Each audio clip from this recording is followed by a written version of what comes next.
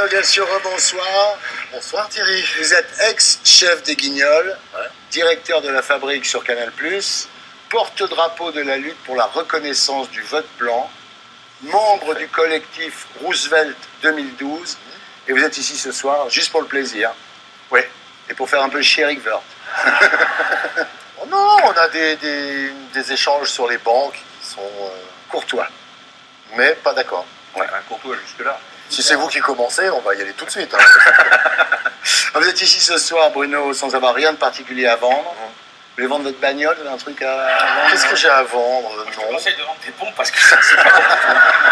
On a dit non, pas les fringues, pas les nerfs. Non mais, les pompes si.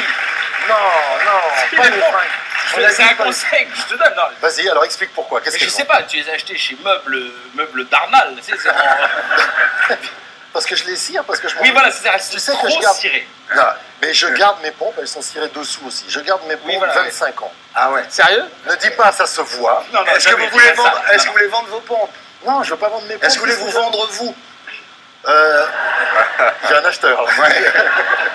Et dis donc, vous l'avez vendu votre ballon signé Michael Jordan sur Twitter? Non, je n'arrive pas à le vendre, ça intéresse personne. C'est cher? C'est extrêmement cher. J'ai la preuve en plus donc, que Michael Jordan le signe, puisque je lui ai fait signer le ballon en direct quand je l'ai reçu par ailleurs. Il m'a signé le ballon et son staff a essayé de me le piquer après parce que c'est interdit de faire signer par Michael Jordan. Parce que le ballon qui coûte, à l'époque c'était 100 francs, il valait 7000 francs dès qu'il était signé. Et il y a un marché noir des dédicaces donc de Michael Jordan. Je peux le dire à la caméra, oui, vous avez un ballon Michael Jordan avant. Voilà, faites péter les enchères. Bah, allez-y les enfants. Alors, Bruno, vous le trouvez comment Hollande? Décevant comme prévu? Comment dire? J'aimerais qu'il soit de gauche, et il n'est que socialiste. Ouais. Et son côté Guy Mollet, quoi. Mollet, ouais. Meuf Mollet. Alors Bruno, vous avez été patron des Guignols pendant de longues années. Quel conseil donneriez-vous au gouvernement aujourd'hui? Peut-être de lire un livre de Cynthia Fleury qui s'appelle La fin du courage. Il faut le lire et se dire, quand on est élu, quand on arrive quelque part, on a une situation sur laquelle on arrive, mais il faut avoir le courage de la changer. Et avoir du courage, c'est prendre le risque de ne pas être réélu le coup d'après. Ou d'expliquer. Par exemple, là, il y a une chose qui vient de se passer. François Hollande a signé le budget européen, il le coupe de 50 milliards. Et M. Hollande dit c'est un bon traité. Il pourrait dire je l'ai signé, mais c'est un mauvais traité. Je l'ai signé parce que je ne veux pas faire sauter tout le système, mais aujourd'hui je n'ai pas les manettes, je n'ai pas les clés en main parce que la majorité des gouvernements d'Europe sont de droite. Mais ça peut changer. Madame Merkel, dans un an, elle peut sauter. En Italie, la gauche a une chance de gagner. Quand on sera majoritaire, on changera ça. Et en disant ça, il ferait preuve de vérité face aux Français. Et ce courage-là n'est pas forcément populaire. Il faut avoir ce courage. Alors, le 4 février dernier, vous avez co-signé une tribune dans le journal Libération intitulée Démocratie et bancocratie, dans laquelle vous dénoncez le renoncement de François Hollande à obliger les banques à séparer les activités de crédit et les opérations spéculatives. C'était le point numéro 7 de son programme. Beaucoup de gens se sont retrouvés au Bourget. Et au Bourget, il y a eu une sorte de déclic. Et notamment parce qu'il a dit « mon adversaire ne se présente pas, mon adversaire n'a pas de visage et mon adversaire c'est la finance ». Ça a plein d'implications ce qu'il a dit. Notamment une qui est que moi, personnellement, je n'ai pas voté pour les conseils d'administration qui dirigent ces banques. Et pourtant, j'ai l'impression que ces conseils d'administration dirigent plus le pays que les gens pour qui on vote. Oui, ce que vous dites alors, c'est que 99% des activités les plus dangereuses des banques continueront à être couvertes par l'État en cas de défaillance. C'est le président de la Société Générale, M. Oudéac, et lui, il avait la banane, il souriait. C'est d'ailleurs un indicateur. Tant que les banquiers rigolent, c'est que ça ne sert à rien. Oui. Et en plus, il y a quelque chose de mauvais pour l'activité des PME, c'est que tout cet argent-là ne va jamais dans l'activité réelle. Où il va, alors les banquiers nous disent, si, il y va, mais il y va à hauteur de 10%. C'est pas assez. Eric, ministre du budget. Non, mais c'est une mini-réforme qui a été faite. Hein. C'est un mini-texte, contrairement à ce qu'a pu dire M. Moscovici. Mais en même temps, il faut séparer, c'est vrai, des activités pour compte propre des banques et puis des activités qui financent l'économie. Vous êtes d'accord pour ça, vous? Moi, je suis d'accord pour séparer les deux, bien sûr. Mais les activités spéculatives, parfois, elles sont nécessaires. Ce qu'on appelle spéculation de temps en temps, c'est la couverture de risques.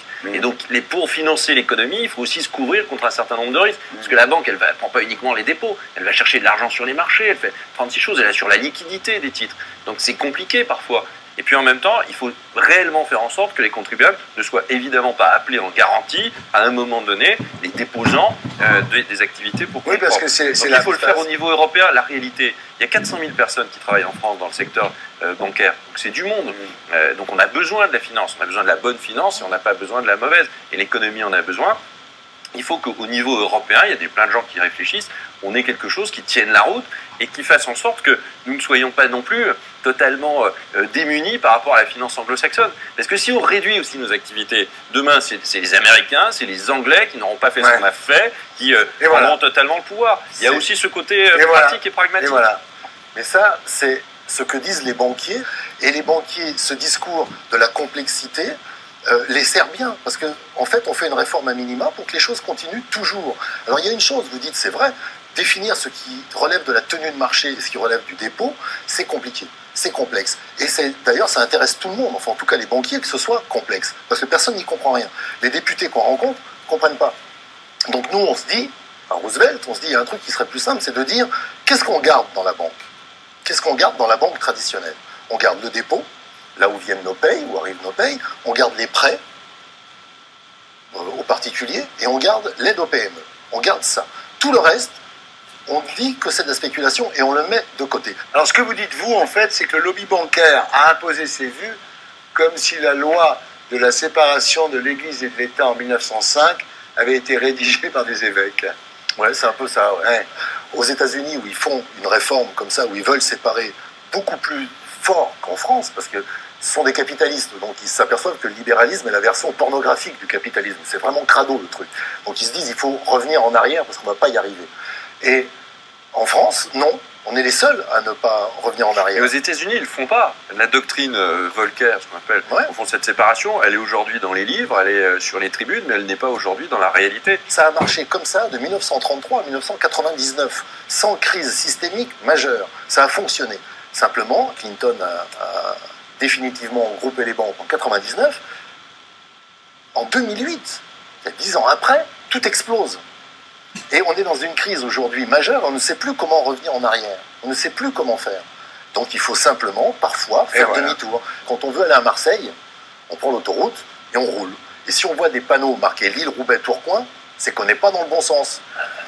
Et ça sert à rien de ralentir. On va juste aller moins vite au mauvais endroit. Donc il faut faire demi-tour. Finalement, on peut changer de destination. Il faut changer de destination. Bon exemple. Alors voilà, c'est pas mauvais. Non, mais franchement, c'est pas. Mais je me demande pourquoi tu ne fais pas de politique.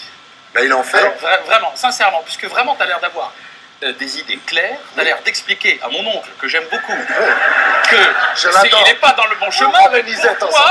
Pourquoi tu ne ferais pas de la politique? Parce qu'il faudrait soit que je rentre dans un parti, à l'UMP, au PS, chez les Verts... À l'UMP? Mais pourquoi pas? Mais moi, non, mais si avoir des manettes et des boutons pour faire bouger les choses, ça passe par l'UMP, peu importe. Je ne suis pas doctrinaire, moi. Je suis pas... c'est pas une doctrine, c'est simplement qu'on peut faire bouger les choses pour l'ensemble, pour le bien public. C'est pour ça que, normalement, vous êtes fait.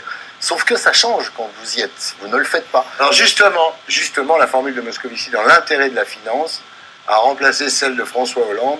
Mon adversaire, c'est la finance. C'est Moscovici qui l'a dit lui-même. Cette réforme est faite dans l'intérêt de la finance. Voilà. Donc c'est la World Company qui a gagné. Mais j'ai l'impression que la World Company gagne toujours tant qu'on la laisse faire. Donc Bruno, à part la révolution mondiale, vous n'avez pas trop d'actu. Non, je vous avez chanté tous vos falamettes.